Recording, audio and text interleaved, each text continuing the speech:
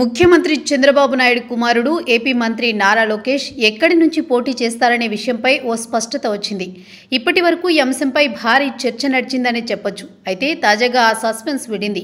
నారా లోకేష్ విశాఖ ఉత్తరం నుంచి బరిలోకి దిగుతున్నారని టీడీపీ స్పష్టం చేసింది. విశాఖ జిల్లా భీమిలి నుంచి బరిలోకి దింపాలని తొలుత భావించినప్పటికీ చివరకు విశాఖ ఉత్తరానికి ఆయన పేరును ఖరారు చేశారు. ఇప్పుడు నియోజకవర్గాల వారీగా సమీక్షలు చేసి అభ్యర్థులను ఖరారు చేస్తున్న ముఖ్యమంత్రి కొద్దిసేపటి క్రితం లోకేష్ పోటీ చేసే స్థానంపై నిర్ణయం తీసుకున్నారు. విశాఖ ఉత్తర టికెట్ ఆశిస్తున్న వారు పలువురు సోమవారం రాత్రి పార్టీ అధినేతను కలవగా లోకేష్ పోటీ చేస్తున్నారని, ఆయనకు సహకరించాలని సీఎం సూచించినట్లు తెలుస్తోంది. ఇక ఇక్కడి నుండి టికెట్ను ఆశించిన మాజీ ఎంపీ సబ్బం హరి పేరును మాడుగులకు పరిశీలిస్తున్నట్లు తెలుస్తోంది.